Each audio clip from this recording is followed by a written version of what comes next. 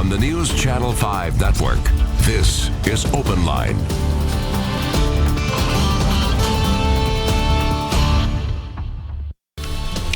Hello, everyone. Welcome to OpenLine. Look, we have a full house tonight, and I'm really glad. We're going to have a good discussion. We are talking all about one of the biggest issues in the current mayor's race and one of the biggest issues just on an ongoing basis here in Nashville, affordable housing. And we're talking about it from the perspective of NOAA, which is a very important organization, Nashville Organized for Action and Hope. So everyone up here is from NOAA. I'm going to introduce everyone now. Phil Mance, he's chair of NOAA's Affordable Housing Task Force. Thank you for being here. Danielle Fletcher, part of the task force as well. Thank you for being here. And Dr. Paulette Coleman, past chair of the task force, Tax Increment Study Finance Committee. You studied that and the formula. So thank you for doing all of that. Tax increment financing, that's no small thing. All right, my question, what is the current state of affordable housing right now in Nashville? You may all take it, or one of you. What do you think? Current state? I would say the current state is crisis. There was a study commissioned by the city in 2015 that basically stated there would be a need for 31,000 new units of affordable housing, and that provided a baseline. That baseline is now 5 years old. But what we are seeing is that the numbers of affordable units are decreasing. The production of new units that are affordable is not keeping pace, and it's almost stagnant. And so I would say it's a crisis. How in the world can we as a city meet a need that is that great? When I hear there are 31,000 units that are needed, I'm concerned that this problem is so overwhelming that it's hard to really wrap your arms around. You know, so how do we address that?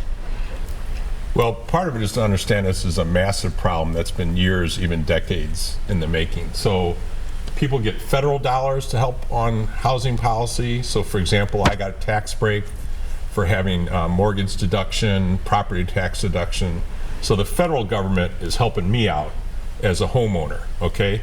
The state is doing things, the local government is doing things. So as a local government, what we can do is decide that affordable housing is a priority.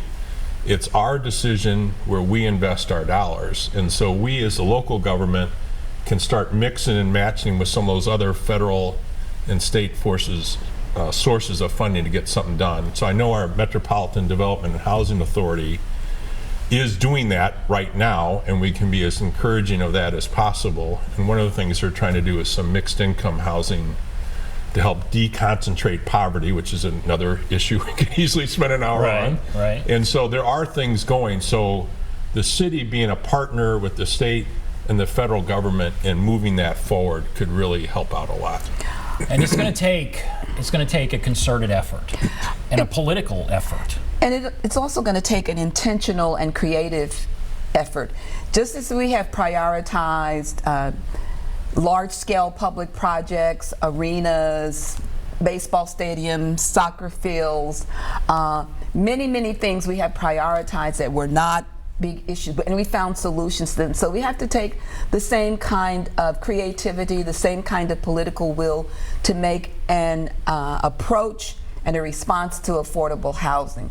It has to be a priority, and it has to inform all of our decision making, especially where money is involved.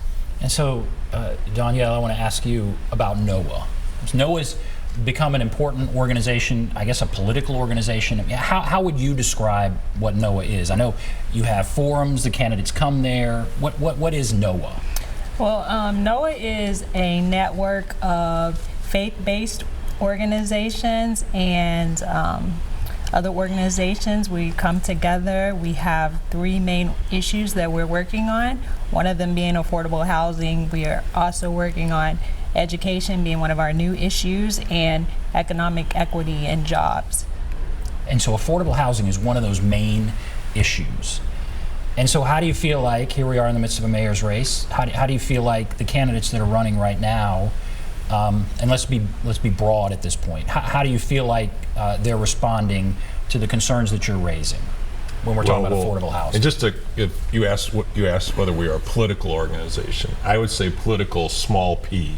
Okay. and that we try to engage people in their civic life, but we're not Republican, we're not Democrat.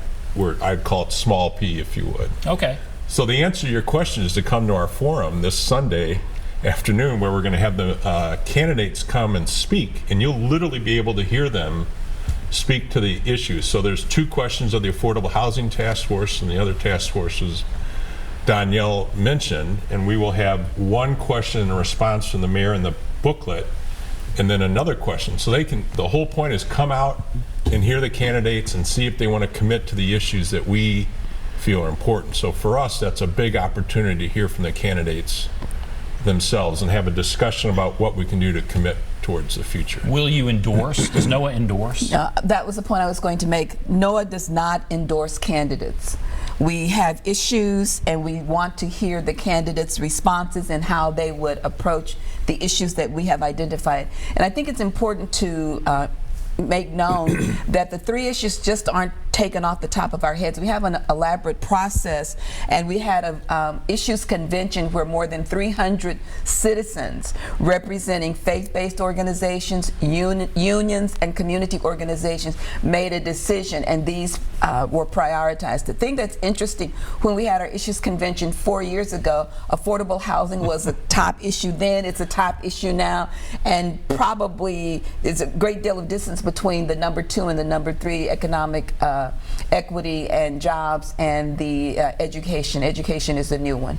So affordable housing is really important. Right, and if you just look at many of the other things in Nashville Next, affordable housing was important. Whenever there's surveys or what are the key issues, it always surfaces. So it's something that isn't going to go away. And the question I get a lot is, when we talk about affordable housing, what is affordable?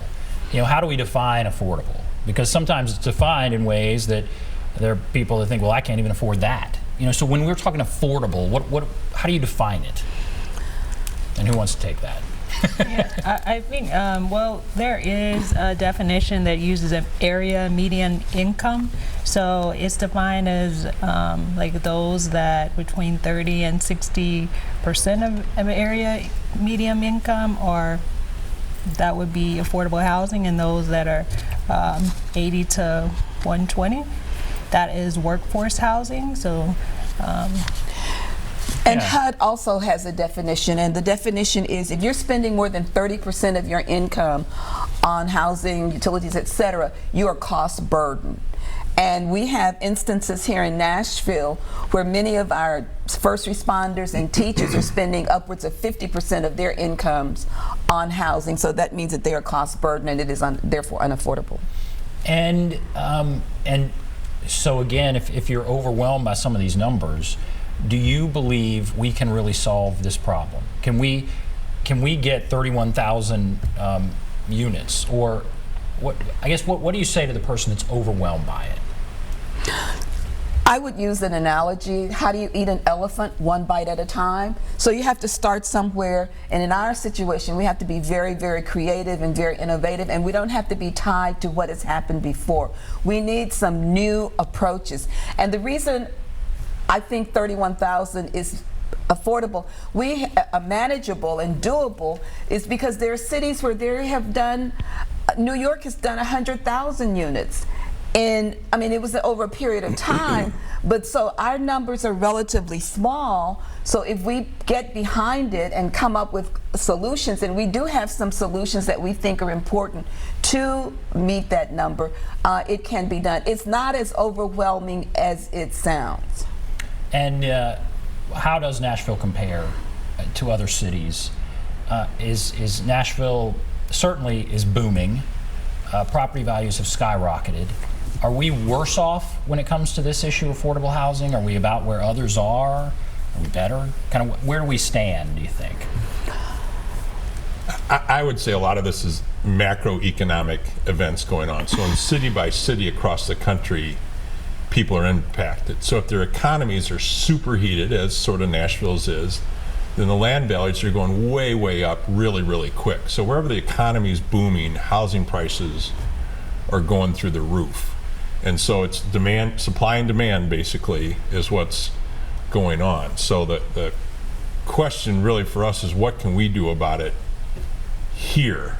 And you can compare to other cities, but these are macro trends. And so one thing you could do, for example, we helped pass legislation this year that for every dollar we're going to put out an economic incentive to bring people here in the future, the same dollar ought to go into an affordable housing trust fund. So let's take the Amazon thing. They're going to get $500 per job, up to $5,000. Allegedly, their average salary is $150,000. Okay, so you bring someone in with $150,000 to start competing in the job market. Well, folks, how many out there? How many of you make over or under $150,000? I think the vast majority of us would raise our hand.